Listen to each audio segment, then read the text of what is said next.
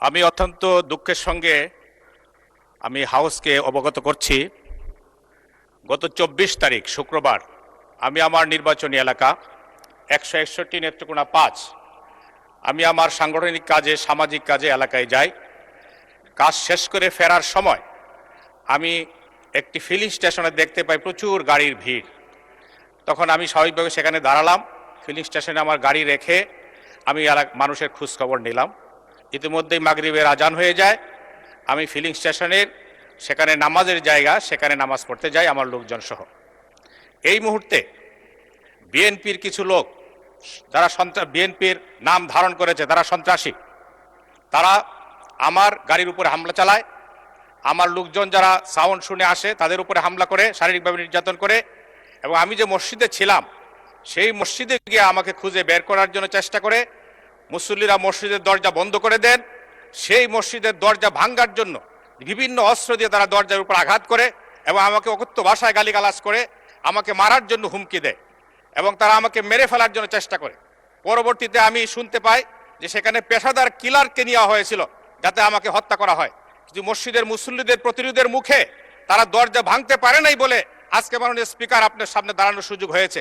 না হয় হয়তো আজকে আমার জন্য এখানে শোক প্রস্তাব আনতে হতো এবং আমার জন্য হয়তো আপনারা 1 মিনিট নিরাপত্তা পালন করতেন। মাননীয় স্পিকার, আমি আপনার কাছে আমি আমার নিরাপত্তা চাই, আমার পরিবারের নিরাপত্তা চাই। আমাদের মাননীয় প্রধানমন্ত্রী, স্বরাষ্ট্রমন্ত্রী মহোদয়ের কাছে আমি আমার এলাকার সংগঠনের কর্মীদের নিরাপত্তা চাই। মাননীয় স্পিকার, এইভাবে আমাকে জনগণ জিজ্ঞেস করেছে যে কি অপরাধে আপনার উপর হামলা করা হলো। আমি অপরাধটা বলতে পারি নাই। মাননীয় সদস্য, আপনার কথা শুনলাম, এখন আপনি আমার কথাটা অনুগ্রহ করে শুনেন।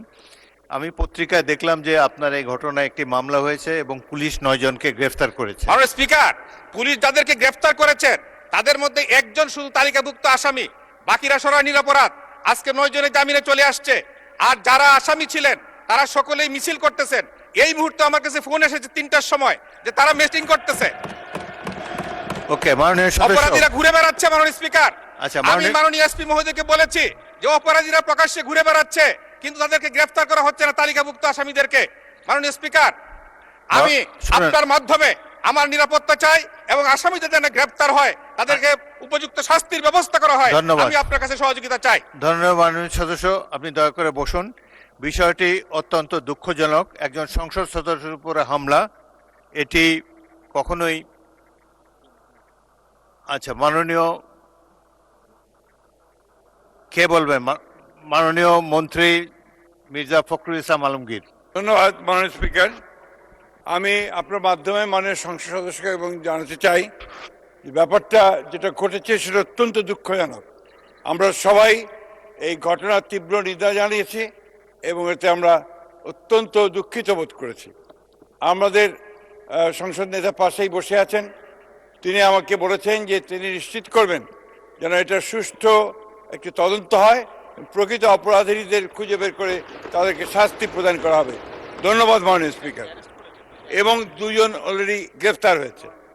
9 জন গ্রেফতার হয়েছে এবং এটা আরও সুষ্ঠু তদন্ত করে অবশ্যই তাদেরকে ব্যবস্থা দেওয়া হবে তাদের বিরুদ্ধে। ধন্যবাদ।